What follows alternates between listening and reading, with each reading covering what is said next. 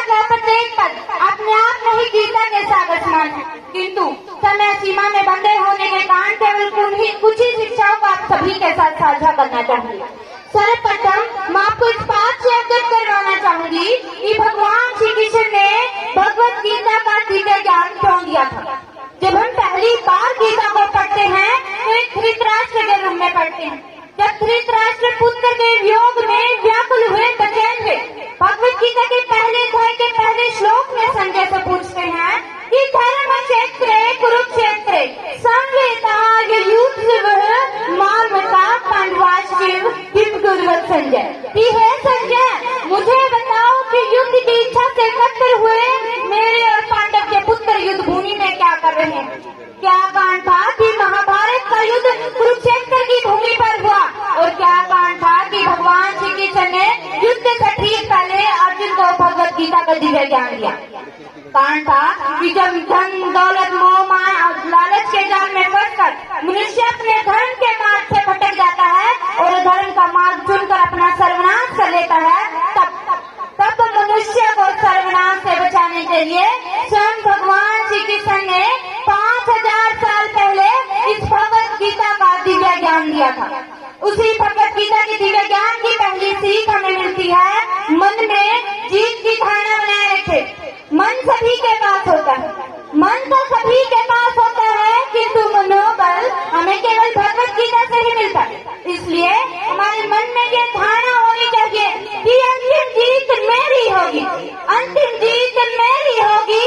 ये निश्चित परिणाम है और उसको कौन हरा पाएगा, जिसके साथ कृष्ण भगवान है, जिसके साथ कृष्ण भगवान है।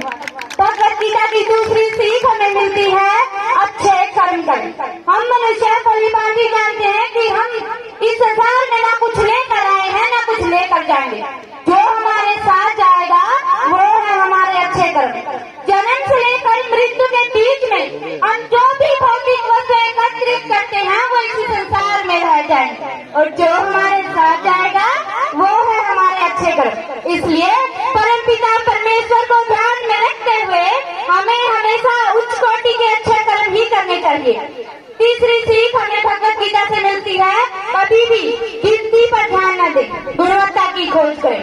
भगवान श्री कृष्ण कौरव और पांडव दोनों से ही संबंध रखते थे। लगता है वे किसी का विनाश भी नहीं चाहते थे। उन्होंने अंत तक युद्ध को टालने का प्रयास किया, लेकिन जब कुछ नहीं हो सका, अंत में उन्होंने अर्जुन और दुर्योधन को ये विकल्प दिया कि एक तरफ मेरी पूरी नारायणी सेना और दूसरी तरफ मैं अकेला, जिसको जो चाहिए ले लो, चुनाव तुम्हारा है। एक तरफ गिनती तो दूसरी तरफ गुणवत्ता से परिपूर्ण नारायण।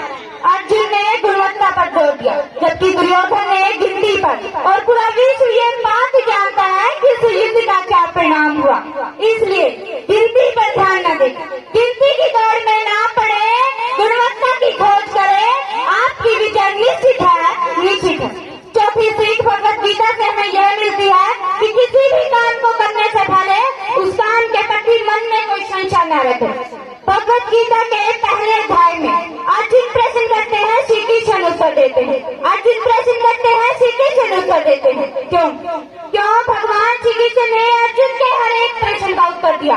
क्योंकि भगवान श्री कृष्ण ये चाहते थे कि युद्ध से पहले अर्जुन के मन में कोई संशय न रहे। ठीक उसी प्रकार किसी भी काम को करने से पहले हमारे मन में उस काम के प्रति कोई संशय नहीं होना चाहिए, अन्यथा वो काम हम ठीक से नहीं कर पाएंगे। जब दुर्योधन भगवान श्री कृष्ण के युद्ध के लिए उनकी पूरी नारायणी सेना मांग लेते हैं, तो भगवान श्री कृष्ण अर्जुन पर व्यंग्य करते हुए कहते हैं कि हार निश्चित है तेरी, हार निश्चित है तेरी, मत हो तू उदास। अरे माखन तो दुर्योधन ले गया, अब बची है सिर्फ छाछ। तो इस व्यंग्य पर अर्जुन भगवान श्री कृष्ण को ये उत्तर देते हैं कि जीत निश्चित है मेरी, जीत निश्चित है मेरी, क्यों हो मैं उदास। अरे माखन का मैं क्या करूँगा, जो माखन चोर है मेरे पास। इसी प्रकार अंत में भगवान श्री कृष्ण अर्जुन को अपना पूरा गीता ज्ञान सुनाकर ये कहते हैं कि मान के मैं शरण वज्र, कि अगर तुझसे कुछ ना हो तो तू मेरी शरण में आ जा। इस संसार में जो भी जा और मेरा पूर्ण से शरीर ज्ञान तुझे प्राप्त हो जाएगा। अंत में अपनी वाणी को विराम देते हुए कुछ पंक्तियां कहना चाहूंगी कि पिन जले बभूति नहीं, पिन जले बभूति नहीं, पिन चले अनुभूति नहीं। कोई चलता पद चिन्हों पर है, कि कोई चलता पद चिन्हों पर है, कोई पद चिन्ह बनाता है और रचता है जो इतिहास जग में, कि रचता है जो इतिहास जग में, वही तो पूजा जाता है, वही तो पूजा जाता है। धन्यवाद।